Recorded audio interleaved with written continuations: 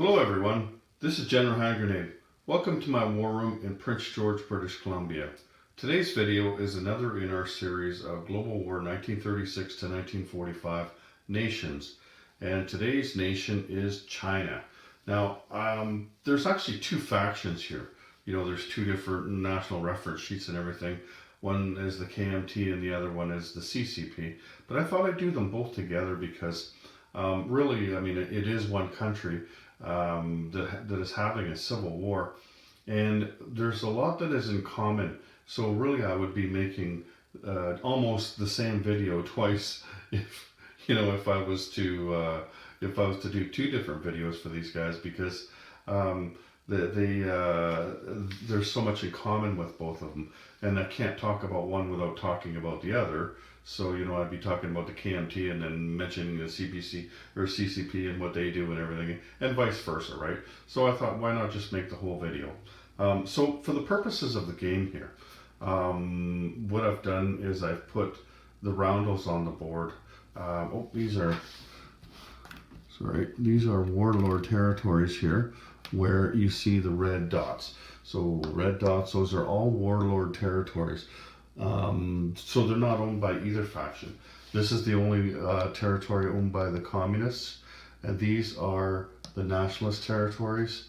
There's Hong Kong, that's also part of China, and then there's the Japanese territories. There's Formosa here, and then there's Manchuria, which is 4 different territories, including Rihe right here.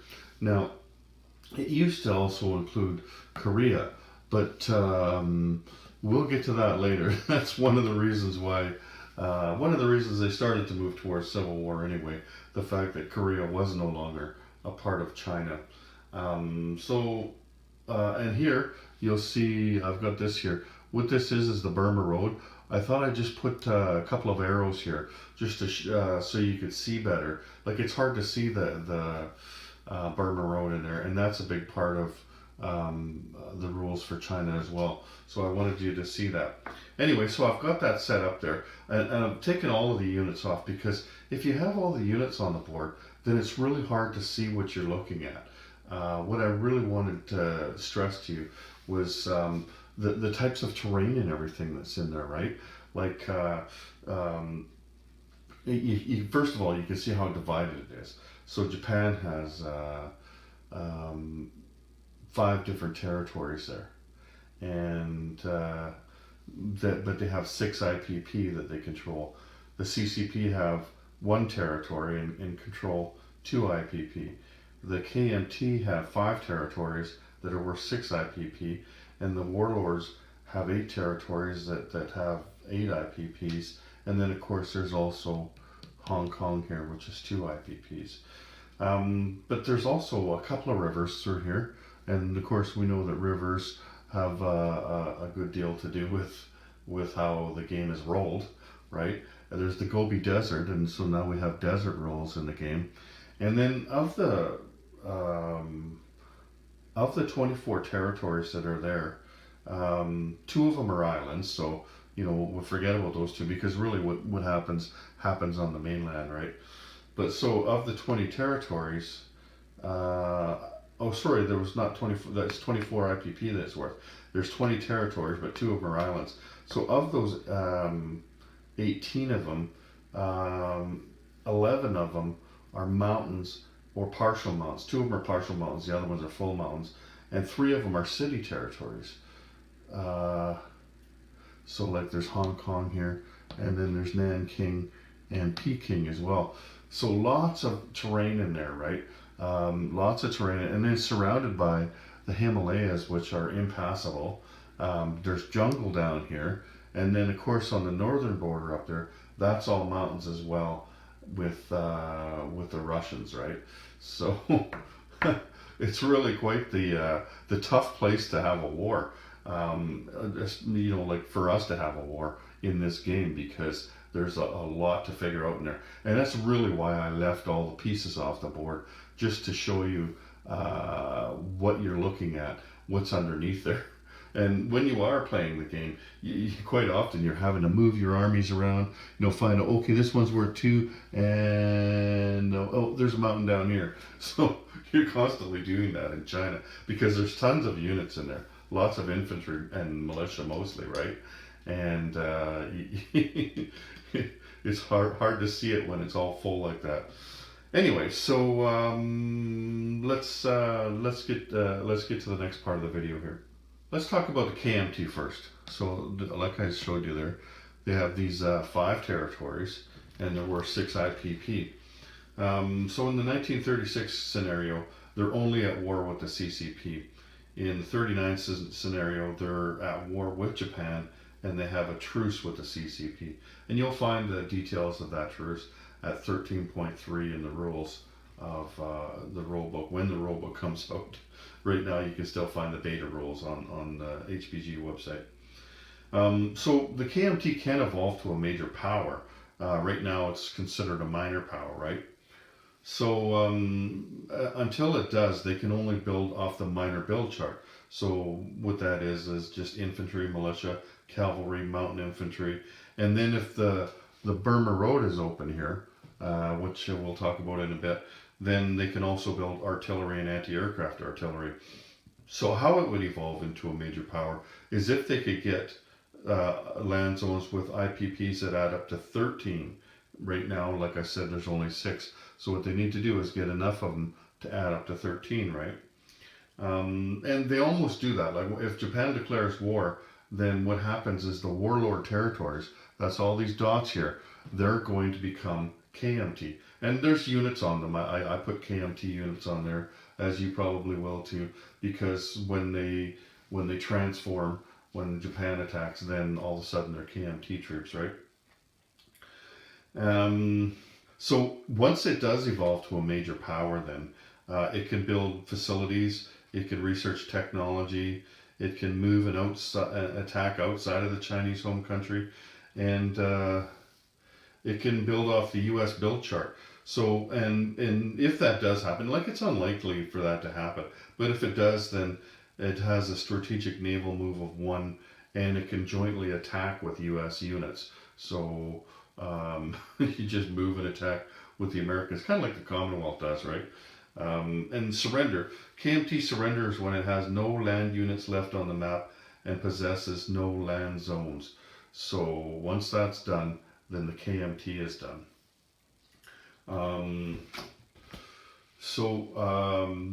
Declarations of war. They can declare war on the warlords. We'll talk about that in a second, what happens. They can declare war on the Comintern, the Axis, or the minor powers once it has evolved into a major power. There is a wartime bonus. There's no peacetime bonuses. You don't get the kind of rolling and peacetime increases that is associated with, like, say, the Allies, right?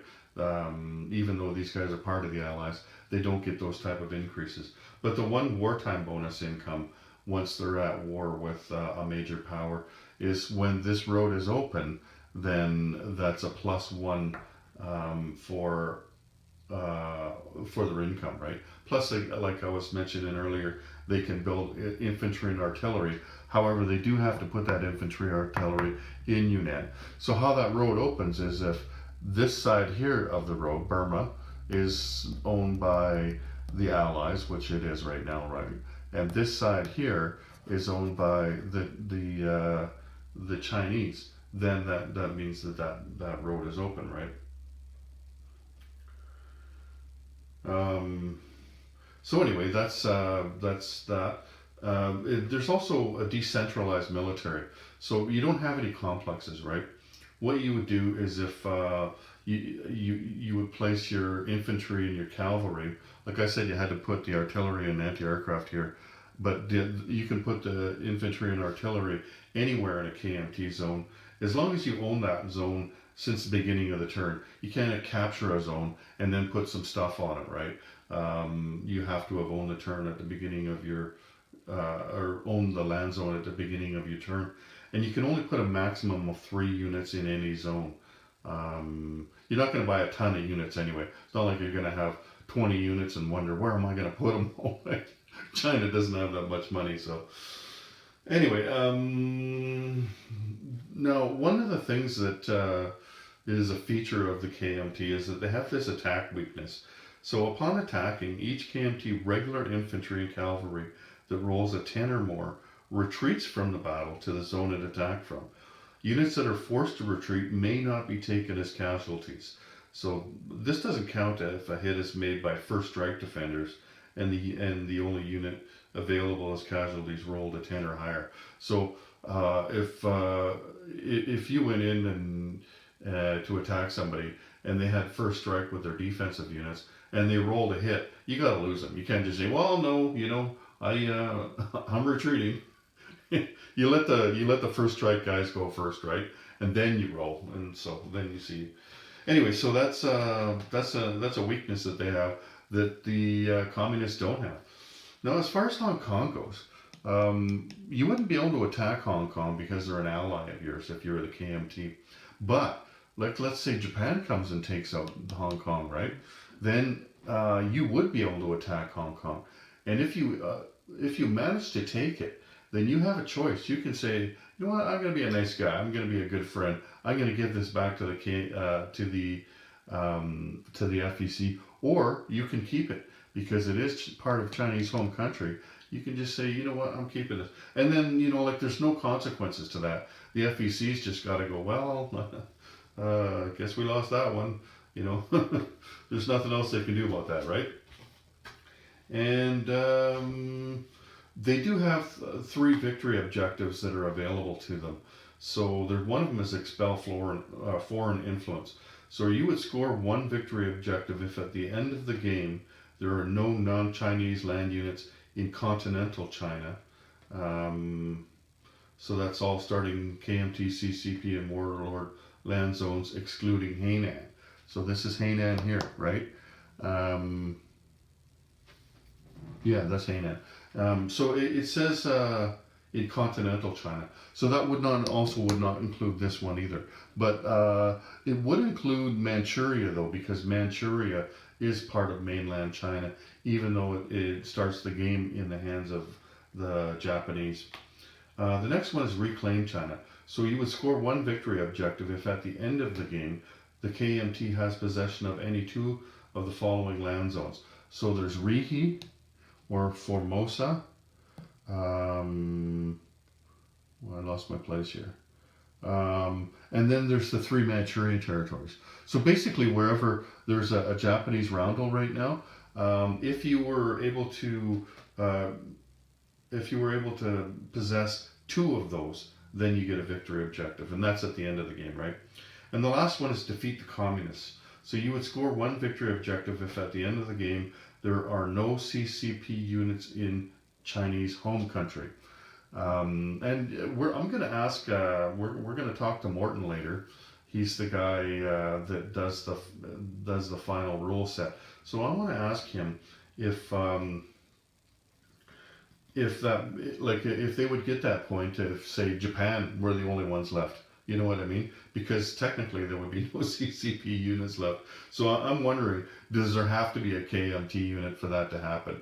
And we're going to ask him that question. Anyway, so that's the KMT. Let's get to the CCP next. Okay, so let's talk about the CCP. That's these guys right here. But you know what? Let's talk a little bit about why the CCP exists. Because there's got to be a reason why they had this civil war and everything. And we're not going to talk about the Civil War too much just yet. We're really going to just talk about about the political situation here.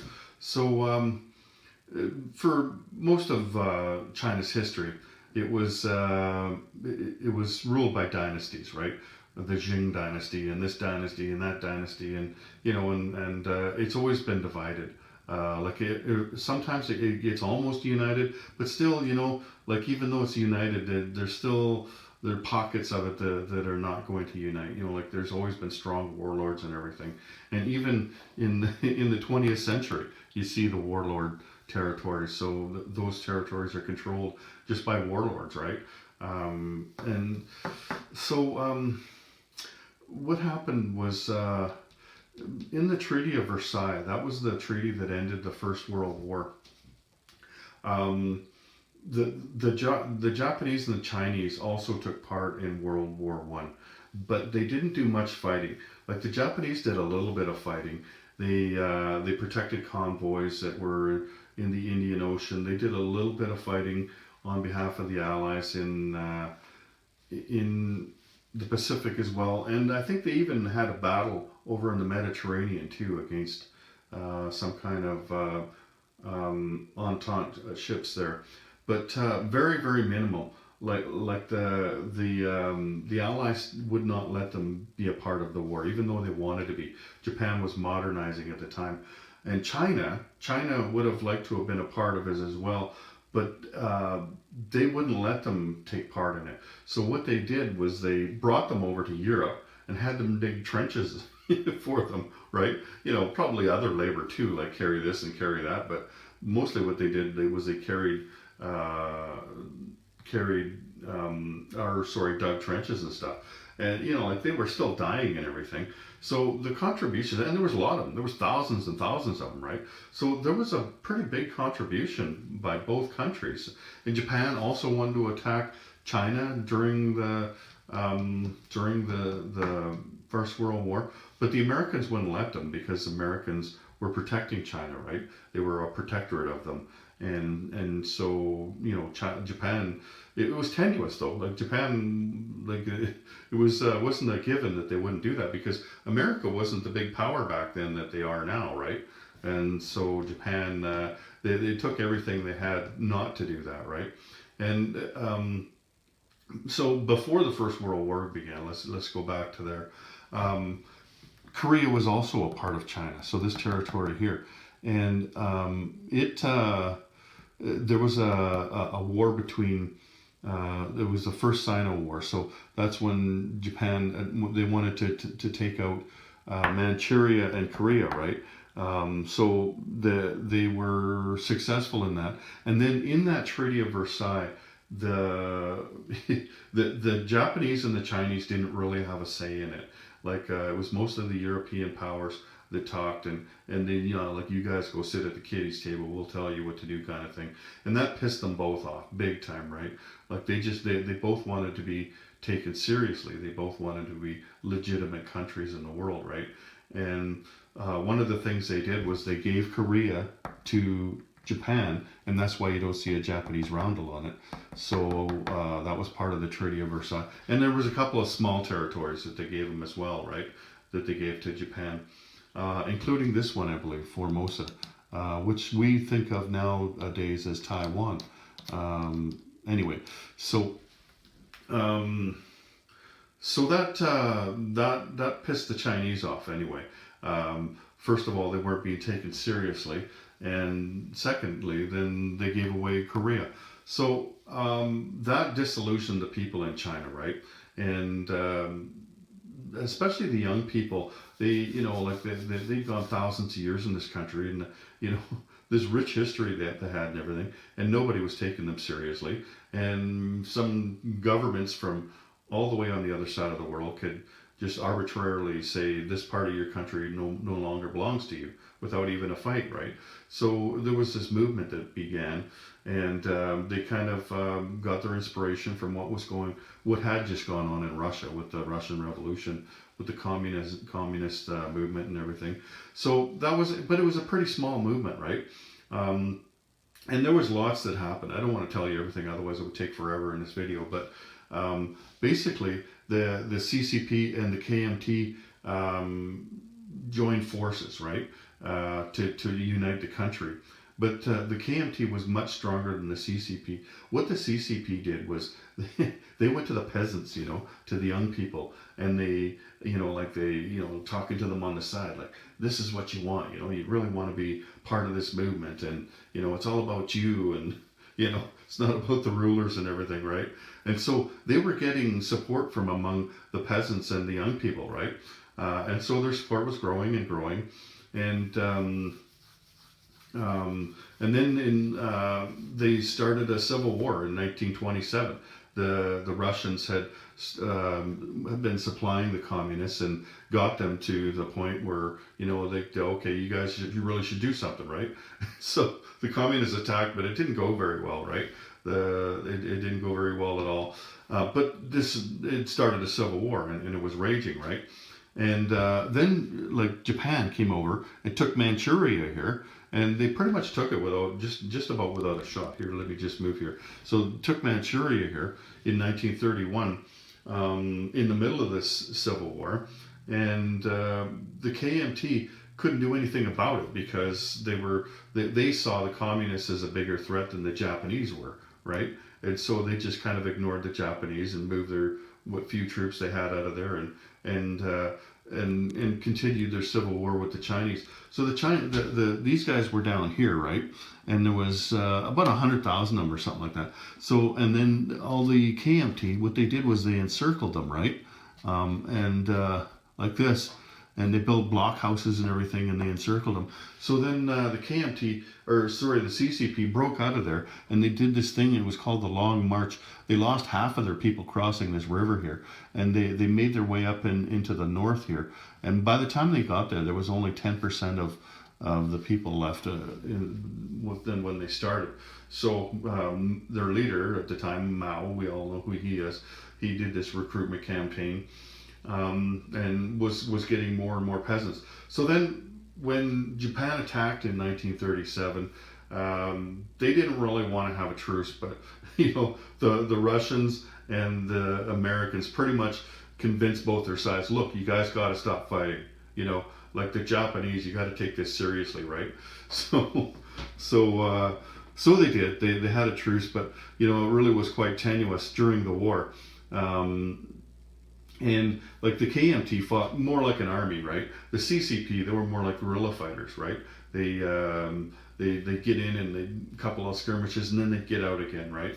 Like you would expect a guerrilla army that's much smaller.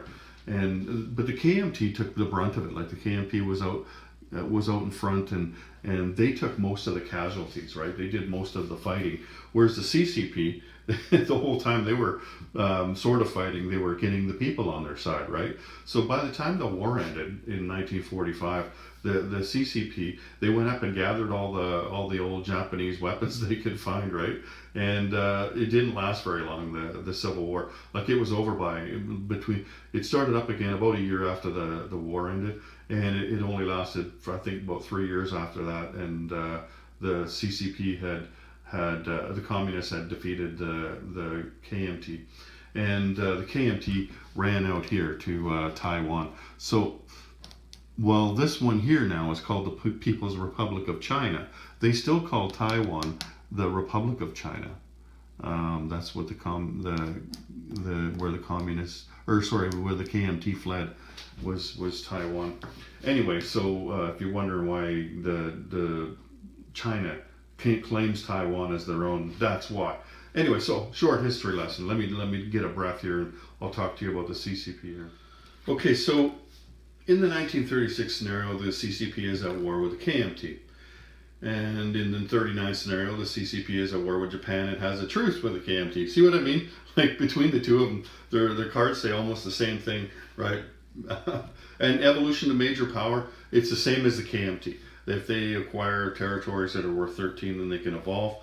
But when they do, then they can build off of the Soviet build chart, not whereas the KMT was the American build chart, right?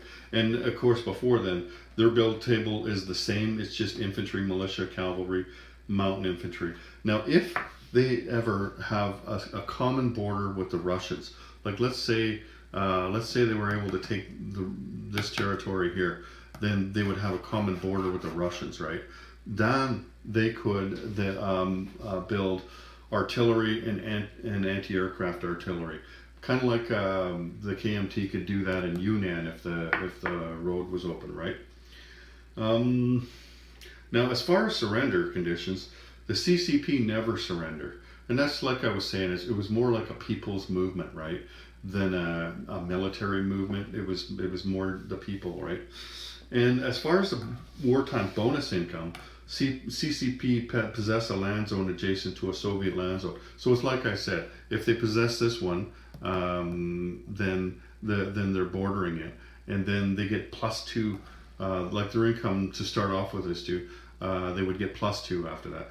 But you know what though? If they had 2 land zones bordering, or 3 land zones bordering Russia, it's still just +2. It's not +2, +2, +2. You can only get one bonus for that. You don't get a bonus for each territory that you're adjacent to. Again, like the KMT, they got the decentralized military. So 3 units on a territory. They had to own that territory when their turn began, in order to put it down there. Now these guys are different in that they have that recruitment role, and it's kind of like what I was talking about in the little history lesson there, where they were getting people on their side, right? So what they do is they during the place units phase, they make that recruitment roll, like we do with all the minor powers on the board here, like Spain and everything. So you grab the D12 and you count up the number of countries you have, or land zones you have. In this case, it's 1. So you'd have to roll a 1, right? And if you did, then they either get to put down an infantry or 2 militia. Now, if you had 3 land zones, then you get a roll of 3 or less. If you had 4 land zones, you'd have to roll a 4 or less, right? And they have something called spreading the influence. Like, these are all warlord territories, right? But one thing that I hadn't noticed until recently was that not every territory is completely independent of each other. Like this one here, you see this? These 3 are the same color. If you look at the roundel underneath is the same as well, right? So that's the same warlord owning 3 different land zones. So what you can do is you can make an influence roll, but it has to be adjacent to the CCP. This is not for the KMT, okay? This is only for the CCP. So you can make an influence roll on a land zone adjacent, and if it's less than or equal to the total number of land zones the CCP possesses, all remaining land zones and military units of that warlord align with the CCP immediately. Now, they can also spend IPP up to the amount of influence of the influence roll to increase the chance of success. Each IPP spent adds +1 to the influence roll. So, in other words, like if they have one territory like they do here, and they wanted to try to influence this warlord here, so what they could do, because there's only one land zone, the only influence is 1, right? So they could spend 1 IPP, which would give them an extra place on the dice. So instead of rolling at 1 or less, they could roll at 2 or less. Now, let's say they own this one as well. Then that means they have 2 territories, right? So they could spend 2 IPP, and then you count up the 1, 2 plus the 2 IPP. That would be 4. So the influence roll would be 4 or less, right? So that's how that works. Anyway, so if they manage to hit that number, then what would happen would be all of these territories here would become part of the CCP, just like that, right?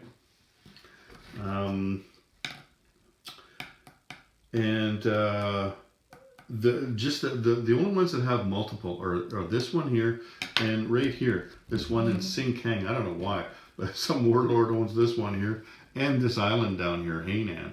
So that's the only one that has 2 of them. But there's a list of them, right? The list is on your CCP and your KMT national reference sheet, and it's also in the rule book as well. It tells you about the groups of them and about the single ones. And common term brothers. I already told you about that, where you can buy the anti-aircraft artillery and the artillery. So, okay, here, CCP victory objectives. Alrighty then, let's move this around a bit. There's 3 points, like the KMT. 3 points available, but only 2 things that you can do. So the first one is expel foreign influence. So score 1 victory objective if there are no non-Chinese land units in continental China. So all starting KMT, CCP, and warlord land zones, excluding Hainan. So everything but Hainan, and they forgot to mention Formosa because that's not part of continental China either. But I assume that they also mean these zones here, since they are part of China. And so that's worth a point. Now you could get 2 points if the CCP has more land units in the Chinese home country than the KMT. So that's completely separate from the way the KMT worked, where there had to be no communists left, right? This one here, as long as they have more units, not more territories, but more units. And it doesn't say equal to or greater than. So they'd have to have more. Like if you both had 10, then I'm saying that the way I read it, then that's not 2 points. You would have to have more units. So anyway, that is the CCP. Okay, so we're back, and there was one thing that I forgot to mention here, and that's if one of the factions decides to attack one of the warlords, then the other warlords that are a part of that faction will join the other side. So like if the communists attacked this guy here, then these two over here would join the KMT. Not all of them, just those two. And so that's a bit of a change from last time, I believe. Anyway, we'll find out for sure right now, because I've told you about this guy before, but my friend Morton is on the phone right now. I've got him on speaker, and hopefully this turns out well, like that you can hear it really well. I've got both the phones, like I've got 2 iPhones, one's for the filming and one's for me to talk on, so I think that you'll be able to hear him quite well. Anyway, how you doing, Morton? Hi, Brian. I'm doing fine. And yourself? I'm doing good. Must be nighttime there in Denmark, eh? Oh, yes, it is. Yeah, I think it's just afternoon here. Well, it's always time for gaming, right? Oh yeah, I can play it any time of day. Although don't call me at 6 in the morning, unless we've been playing all night. Okay. Anyway, so how did you get into this? Into the global war scene? Well, like many others, I came from Axis and Allies, and having played that a lot, and house ruled myself into a corner. I looked for alternatives, and so I discovered Global War version 2. I think it was 4 or 5 years ago, and my playing group and me started to play that, and we got hooked immediately. And then I started to write to HPG, first with questions, and then with fixes and corrections, and then I became a playtester for the new developments. And then finally I joined the design team. And then last year I was given the task of finalizing version 3, which is about to come out. So yeah, it's been quite a journey. Yeah, it's I know I enjoyed meeting you last year. You and Elijah flew over from Europe there. It was cool to meet you guys, and I could tell you've been playing for years. Like I'd only played, I don't know, less than 10 games, right? You guys just kicked our butts. You could tell that you guys were some pretty refined players. Yeah, I mean we've played a lot, definitely, and yeah, it's an addictive game. Yeah. So I'm doing a video here on the Chinese Civil War, as you know.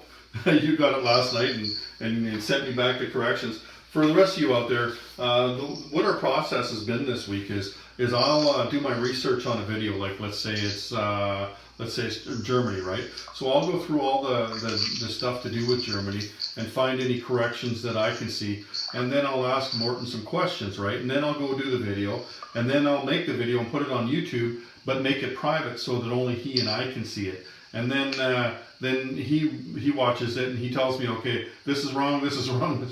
He tells me the time and everything. And if if they're just small mistakes, I might just write in the comment sections.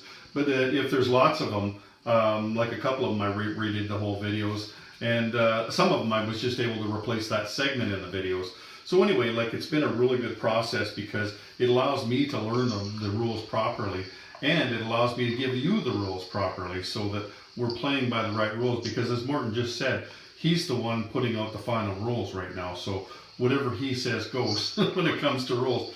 So, Morton, you're going to go through the Chinese Civil War for us, but I had a question for you, and it was before we get there, and it was on the KMT sheet here. It says score one victory objective if at the end of the game there are no non-Chinese. Oh, wait a minute, that's not the right one. Okay, here, this one. It's defeat the communists. Score one victory objective if at the end of the game there are no CCP units in Chinese home country. So, would that be true if there was no KMT units either, and it was just Japanese? No, this objective is specifically for the CCP. This is a KMT victory objectives to defeat the communists. Yes, correct. Yeah. So basically, there would have to be no Japanese left. It would have to be just KMT left. Yeah, well, there are two victory objectives in scope here. So one is for the foreign influence. Yeah. Okay. And that is the Japanese. Yeah, the Japanese. So basically, the KMT has to beat the Japanese. Yeah. But they also have to destroy the CCP. So, but they do have to have at least one unit left in China at the end of the game, and the CCP have no units. Is that correct? They would get a point for that? Yes. Oh, okay. Anyway, that's the only question I had. So, why don't you tell us about the Civil War? I haven't touched on that at all, except for the history. But about the game, how does that work? Yeah, well, if we start with how it played out in version 2. When you play version 2 for many games, you start to notice a pattern that usually people they don't kill each other in the Civil War. They just wait for the Japanese to arrive. Yeah, that's correct. And basically, I mean, Global War is a 3 alliance game, and that's actually quite important. And that's probably the most thing that separates it from, for example, Axis and Allies. Yeah. And so you have to have a 3 people mindset when you think about China. So basically, everyone hates each other, right? Right. But in version 2, the rules were so that usually the Chinese players just waited for the Japanese. So we wanted to fix that. And there were also some other stuff. So we wanted to make it more fun. So we wanted to make it less scripted. Okay. And by scripted, I mean that we don't want a game to go the same way always. For example, if you look at other games, other more simple games, after a while, these playbooks start to arrive on YouTube, right? Yeah. So people publish their playbooks, how to do what in turn 1, 2, 3. Hey, I've got videos with a lot of views doing that. Yeah. Well, I mean, it's. I know. For us, Global War is so advanced, and there are so many parameters that these playbooks are very difficult to write. Yeah. And so far, we haven't seen any playbooks, and I really like that. And I think that says a lot about the quality of the balance of the game. Yeah. But back to the Civil War stuff. So we introduced the influence roles for CCP.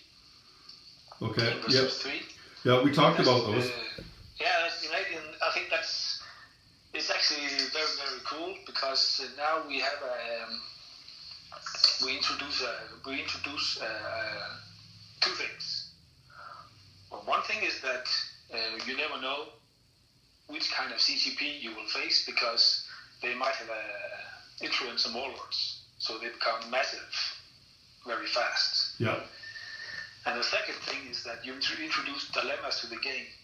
And in general, for version 3, I've tried to introduce as many dilemmas as possible. So for KMT, they have a dilemma. Should they go after CCP early on, when they are the weakest? Because if they wait, they risk the CCP having influenced warlords. Or they can wait and see how it goes, and then perhaps the Japanese will arrive on the scene, perhaps not. So it's a dilemma for them. Yeah. So basically, in version 2, the Japanese player had several scenarios he could play. He could go all out in China, or he could perhaps even ignore it. And ignoring it is, it's not historical. And so if the Japanese player does that, now the Chinese players have more at their disposal to deal with the Japanese player. Yeah, I think there's more points available in China now too, isn't there? Yeah, precisely. So basically, what I did was we expanded the concept of the Chinese home country. Yeah. So now the Chinese home country is more territories, more land zones.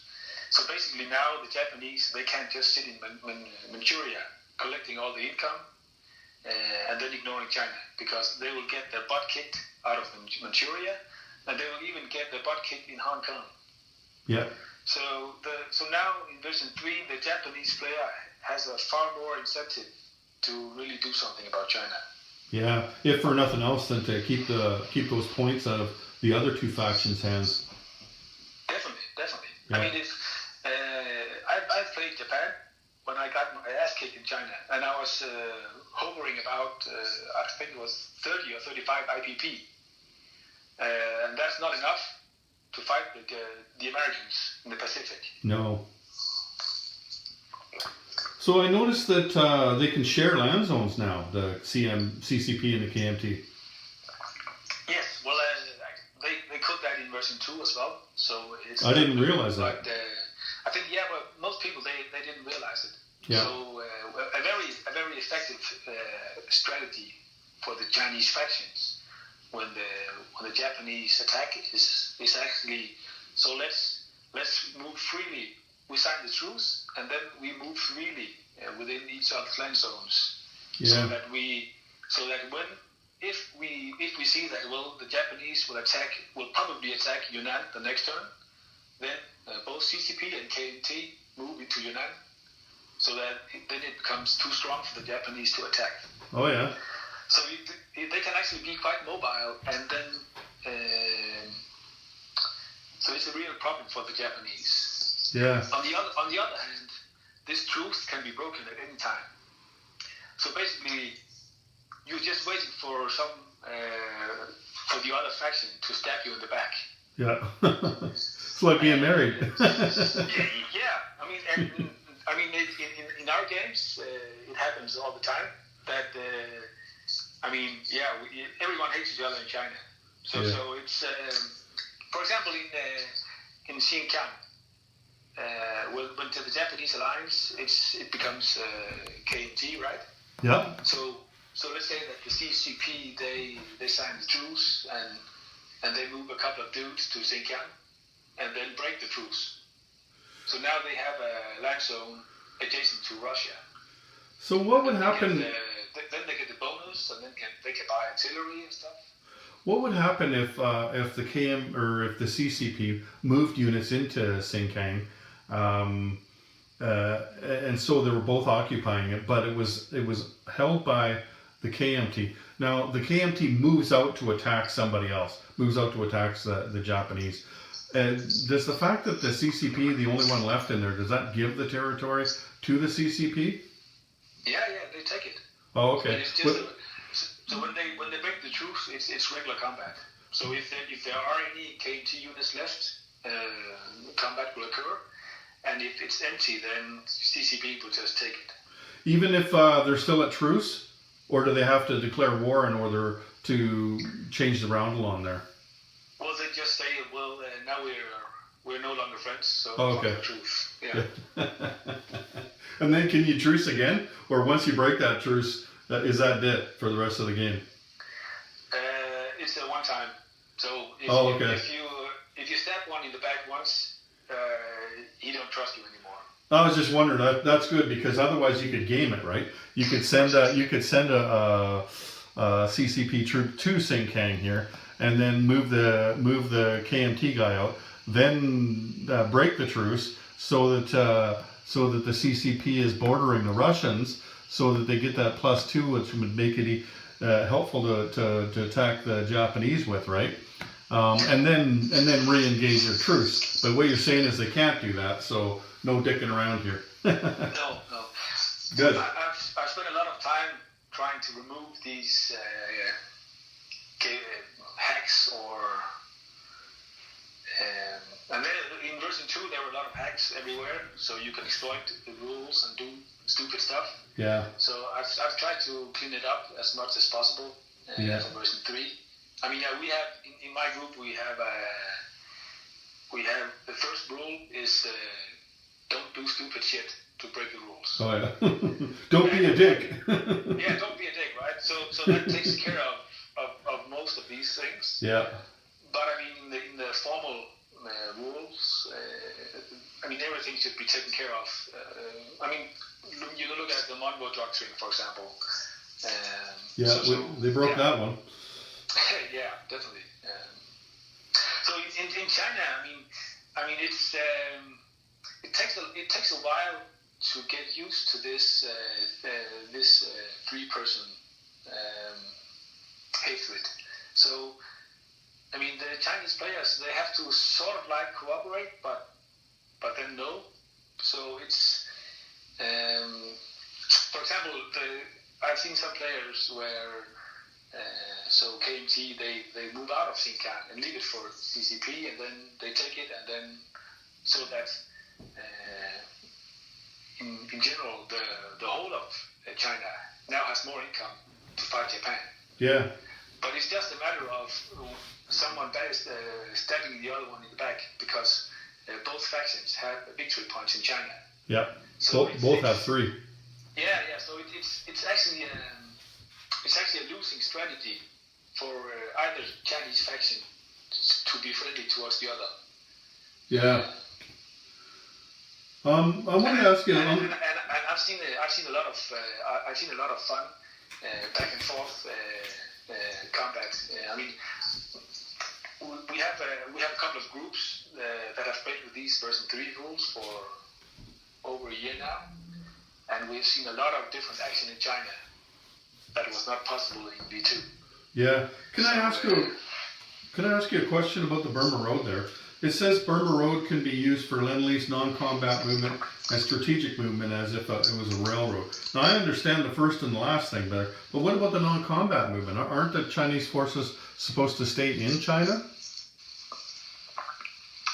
So the Burma Road cannot be used for regular movement of units. It's just for Lend-Lease and strategic movement. Oh, so non-combat is a typo then. It shouldn't say non-combat movement? Well, if it says it's a typo. Yeah, okay. And so for all you people listening out there, this is how we've actually cleaned the rules up. So there's one right there, bud. It's on the Burma Road on the KMT NRS, okay? I didn't think that was possible. So is there anything else to do with the Civil War that we should know? Well, I think people will really like the new Chinese rules. So the stalemate of version 2 is long gone, and there's a lot more dynamic going on. So yeah, I hope people like it. Well, I like it already, and I've only played the game once, the version 3. Were you involved with the expansion set that's coming out soon for Chinese Civil War? Yes, that's also one of my doings along with Will. So basically, we did a lot of simplifications for version 3. Version 3. So basically, we took out some of the specialized units, the American Flying Tigers and the Soviet volunteer group. So that a lot of the stuff that went into version 3 is has also been simplification. Okay. So there was a lot of simplification done. I mean, the prices have been adjusted and stuff like that. So so these specialized units, we took them out of the base game and then introduced them in the upcoming expansion. Yeah, I noticed that there's some elite infantry on both sides, and there's the Flying Tigers is back, and also you can get a plane for the CCP too, can't you? Or from the Russians anyway. How does that work? Yeah, so basically both the Americans and the Russians, they can send these volunteer groups, which is planes, to fight in the Civil War. So one of the things that differentiates this from what it used to be is that now they can call them back. So let's say that the American player, he says, well, I need my Flying Tigers back in the U.S. so he can recall that fighter. Oh, okay. So and so for the same for the Russians, and they can also send supplies via air transport. And some of the other stuff that is in the expansion is opium. So basically, it's a small gimmick for 3 land zones. So let's say that, for example, Afghanistan, it's not very used in the game, right? Never. I mean, if you attack Afghanistan, you would be That's the graveyard of empires. Yeah, but basically now you get if CCP or Russia takes Afghanistan, Afghanistan is now producing opium, so they would get a 1 IPP bonus. So there's a couple of more of these land zones. Just the CCP would? Yes. Oh, I see. Yeah, if Afghanistan was worth an IPP value, people might attack it, but I mean, really, you're just killing units for no reason, right? You're attacking a mountain territory, and it's not worth anything, right? So if you're going to make it worth something, then there you go, right? Yeah, and also the KNT can create the Chinese Expeditionary Force and send it to fight the Japanese in Burma. Oh, really? So basically they send some infantry from Yunnan to Burma, where they come under FAC command. So they move on the FAC turn and attack with FAC units. So it's quite interesting if the Japanese, if they went after India, so suddenly the Chinese can help the British. I see. Cool. And it's just the infantry that can go across there, and but the Burma Road wouldn't be open then, would it? Well, this is in the expansion. There are some exceptions to core game rules. Oh, okay. But you would go down the Burma Road though, from Yunnan to Burma. Okay. And the Chinese Expeditionary Force, it's only in July 41 or later. So I mean, usually the Burma Road is open by then. Yep. Yeah, July of 38. I think it says in the rules there. Yeah. Yeah. So that's cool. Some of the other stuff that is in the expansion is actually so when there's an outside attack on China in the base game, every one of the warlords aligned with the KMT. Right. But now we introduced some randomness here as well. So if CCP is bordering the warlord, you roll a d12 for that warlord. Okay. And if you roll a 1 to 6, it aligns with CCP. And if you roll a 7 to 12, it aligns with this KNT as usual. Okay. So basically, in the expansion, you can end up with CCP aligning several of the warlords. Yeah, like I mean, when I'm looking at the board here, so Sink Tanks is 2 spaces away from the CCP. But if you were to roll first for the one that's in between, then you can also roll for Sink Tank because now that one is also bordering, or so bordering at the start of the thing, at the start of the turn. It's bordering at the start. Oh, okay. So just the ones like as it's sitting right now, that would be this one, and these ones here. Okay. Because otherwise they could get all of them theoretically, right? Yeah, that's true. Yeah. And for most of there, I noticed that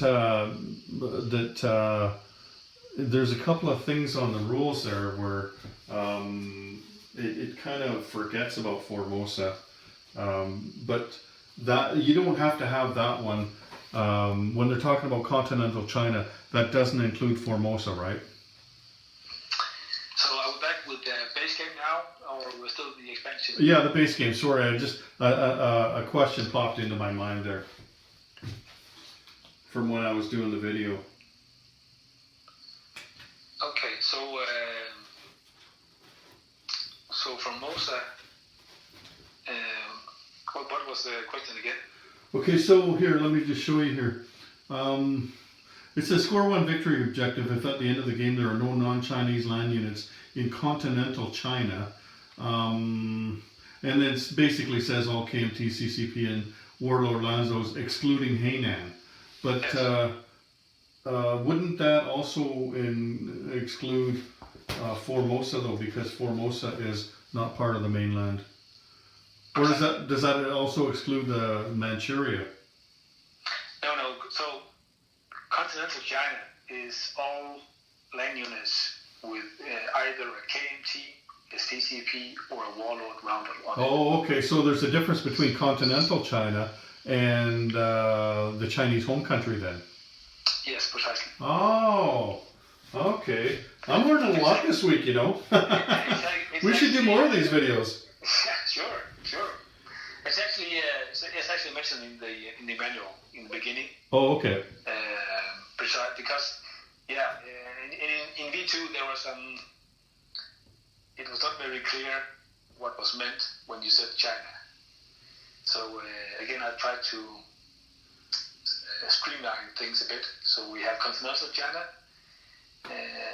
and we need this for the victory objectives. Yeah. Okay. And then we have the Chinese home country, which we need for the involvement to major power. I'm glad we talked about this in this video, because now I don't have to go back and and change the first part of the video where I added the Japanese territories in the continental part. Now people just have to watch the video long enough to get the real story. Anyway, is there anything else that you'd like to tell us before we let you go?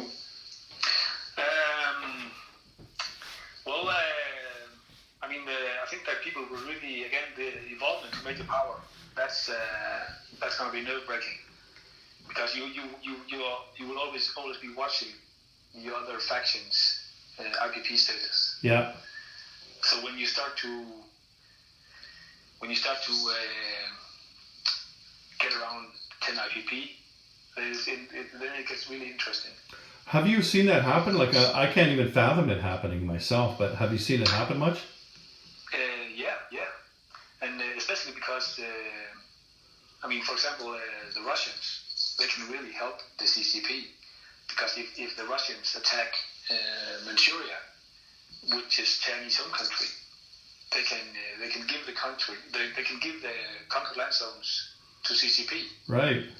And then suddenly CCP has 3 more income. Yeah. So and then the number for involvement to a major power, which ended up being 13 IPP. That number came about by looking at the board and then playing out some scenarios. So what would happen if the CCP just pulled up in the mountains for defense? Yeah. Well, the KMT can still evolve. Yes. What would happen if the Japanese ignored China? Well, they will get crushed in Manchuria, and so even the Japanese, they can't just build a lot of defense in Manchuria, then leave the rest of China, because they can just find 13 IPP elsewhere in China. So just go for that. Sorry, keep going. Yeah. So basically, you will be looking at the easiest way to get to 13. I see. So you can't just do my Dutch pancake strategy and keep going and completely ignore China then? I mean, you can if you want, but it's probably not a good idea, is what you're saying. Well, you can, but there is for this game, for every time you do something, there's always a counter move, counter strategy. And I've seen, for over the years, I've played a lot of games, and I've seen every time a new best practice strategy comes to light, it only takes a few more games, then someone comes up with a counter strategy that will defeat the other one. Yeah. And so it's, so far I've played 30 games with a lot of different people, and so far I haven't seen any best practice strategy. Because, for example, if you ignore China as a Japanese player and do the pancake stuff, if I were playing Russia, I would just steamroll you out of Manchukuo. Yeah. That's actually quite easy, because the moment you turn south with your fleet and go after Calcutta or whatever, then I would just roll over you in Manchukuo. And then I would give the land zones to CCP. Yeah. And then they can roll. They've got a good influence role for that one warlord that has 3 territories then. Definitely. Yeah. And you can't even take. In V2, it was quite common for the Japanese player to just take Hong Kong and then leave it empty, because the Chinese player couldn't attack Hong Kong because it was outside. Outside of China, yeah. Yeah, but now it's in, so you will lose 2 IPPs as well. Yeah. And you have the Japanese player also has Nanking, Victory City. So I think that if you do your pancake strategy, you have to come up with something mid to late game. Yeah. What to do with China. I was just when I did that, I was just trying to mimic what Elijah had done to me in that playtest in Tulsa there. He did it on the 2nd turn. I did it on the 3rd turn. You can still do it on the 5th turn. You know what I mean? Moving down. And so if you're doing it on the 5th turn, you're not putting every bit of resource you have into the fleet going south. You also have enough to put some units into Manchuria as well, right? Like you can do both. Japan could do both. I was just trying to race down there. That's all. Like Elijah had done to me. Have you talked to him since I put that video out? Yeah. Well, we talk frequently. He's my brother in arms when it comes to developing these rules. Yeah. So we ping pong a lot, and we test a lot of. We critique and give feedback to each other. So yeah. Is he pissed at me for stealing his strategy? Well, he has a lot of strategies. Yeah, I bet he does. He was pretty crafty. and you know what they say. When people steal your stuff, it's because it's the ultimate flattery. Yeah. Yeah, I agree with you. A lot of people use my strategies now, and some of them weren't even that good. They were just, I was just making videos. It was just in the early days of me having my channel and stuff, and they're up to 30,000, 25,000 views now, and it just blows me away, because there's better ways to play than that for some of the nations, right? But people are still playing them, but for a new player, if you've got a new group and everything, and they're new to that game, then those things will work. It's just they're not going to work against really experienced players that have seen that strategy before, right? Anyway, Morton, I'm going to let you go here because this video is starting to go pretty long, but I really appreciate all that you did for me this week, helping me out with these videos and getting them right. That's the most important thing, is getting the community playing this game properly. The game's just starting to take off in the last year or so. Before that, it was so obscure when I first got into it, and even more so when you first got into it. There was not much information out there. It was hard to build the game. Now there's so much information, and it's a lot easier to build the game. And what we really need to focus on now is getting people playing it properly, right? Yeah, my pleasure, Brian. Definitely, I think your videos they will take this game to a lot of new players. So I appreciate all you're doing for the game. Well, I'm having fun I'm quarantined in my home here, so I seem to have found some time to do it this past couple weeks, Ed. Are you quarantined over there too? We call it work from home. Yeah. So yeah. Yeah, it's not really quarantine. We're sheltering in place. Yeah. I was quarantined for the last 2 weeks, but then I got a call from my company. They said, "Hey, remember you were going to come back to work? Yeah, don't bother. My company shut down. So hopefully at the end of this month I'll go back to work, but we'll see. Anyway, I hope you stay safe over there, and everything's going good for you. You take care, okay? Likewise, Brian. Yeah, take care. Thank you. Bye. All right then. So that's the guy that I've been working with all week to do these videos, and you can see how helpful that is, right? Like you could hear in real time how we've been doing this. I'll say something and you go, "Oh no, that's not it." And so I'm learning, and because I'm learning, I'm able to give you that information. And like I just told him, this video is going long now, so I'll cut it off here. I think we gave you all the information there between the parts before and then with Morton talking afterwards. I'm definitely going to see if he'll do this again. I did that video recently, the Battle of the Atlantic, and then he contacted me afterwards. There was some mistakes in there. So maybe we'll get him to explain those rules to us because they're pretty complicated, right? Some of them seem to contradict each other, some of the submarine rules and stuff. Maybe we'll get him to explain that to us next. Anyway, that's it for today. That's China. So take care, everyone. General Hand Grenade out.